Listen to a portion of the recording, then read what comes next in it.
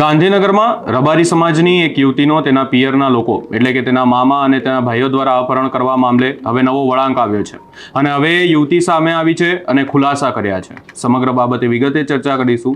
નમસ્કાર, હું છું ઉજ્જવલ અને આપ જોઈ રહ્યા છો નિર્ભય ન્યૂઝ.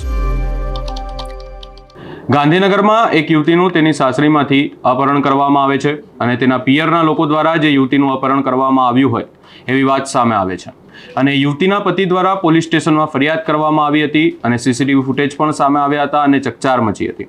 પોલીસે સમગ્ર બાબતે 8 લોકોની ટીમ બનાવવામાં આવી હતી અને દક્ષ રબારી નામના શખ્સની ધરપકડ પણ કરવામાં આવી હતી. હવે આ જ કેસમાં જે યુવતીનું અપહરણ કરવામાં આવ્યું હતું એ યુવતીએ ખુલાસો કર્યો છે કે એ યુવતીને પ્રેમ લગ્ન કર્યા હતા અને ત્યારબાદ પતિ સાથે અણબનાવ થતા તે અલગ થવા માંગતી હતી, પરંતુ તેને સાસરિયા પક્ષ દ્વારા ગેરકાયદેસર રાખવામાં આવી હોય અને રબારી સમાજના કોઈ પણ આગેવાન કે કોઈ પણ આને લઈ અને સામે આવ્યા નથી, ના તેની મદદે આવ્યા હોય એવું કહેવામાં આવ્યું છે. વધુમાં સમગ્ર બાબતે યુવતીએ શું કહ્યું અને પોલીસ દ્વારા શું કહેવામાં આવ્યું એ સાંભળીએ.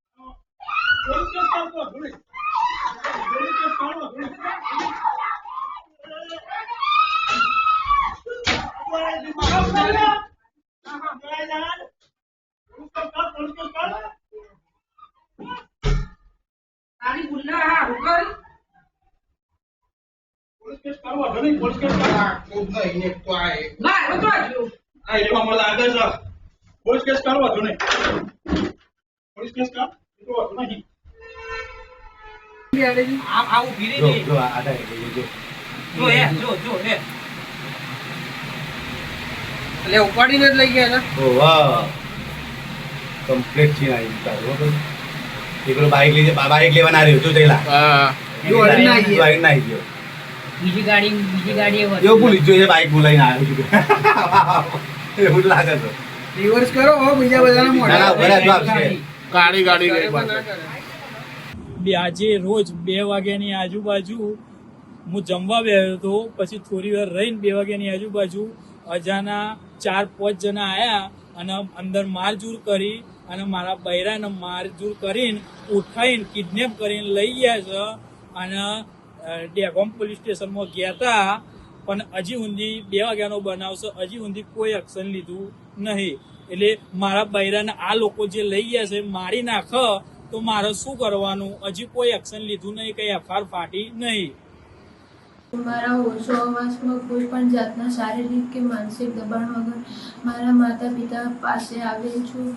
મેં પટેલ રવિ સાથે લવ મેરેજ કરેલ હતા, પણ અમારા વિચાર ન મળતા હોવાના કારણે ત્યારે હું ત્યાંથી છૂટું થવા માંગુ છું, પરંતુ તેઓએ મને ખૂબ બળજબરીપૂર્વક ગાદી રાખેલ હતી તથા કોઈ પણ રબારીઓનું તથા મારા માતા પિતાને સંપર્ક કરી છે જાનથી મારી નાખીશું. તેથી હું ડરી ગયેલ હતી.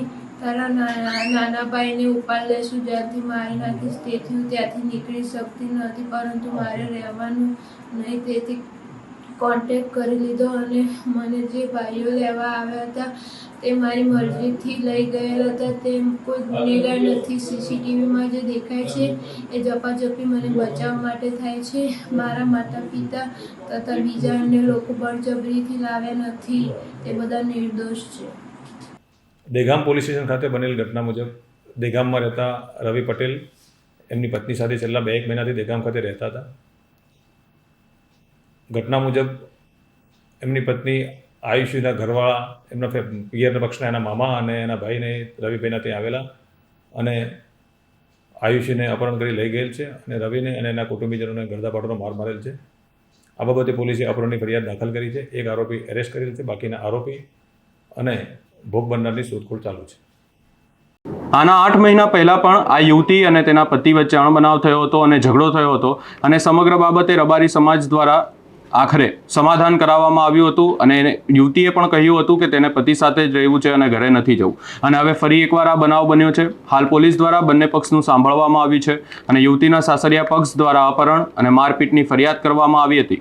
એને લઈ હાલ એક શખ્સની ધરપકડ કરવામાં આવી છે. બીજાની શોધખોળ ચાલુ છે અને અન્યની શોધખોળ થઈ રહી છે. સમગ્ર બાબતે આપનું શું અભિપ્રાય છે અમને કમેન્ટ કરી જરૂર જણાવશો. અમારી ચેનલ નિર્ભય ન્યૂઝને લાઇક શેર સબસ્ક્રાઇબ કરવાનું ભૂલશો નહીં.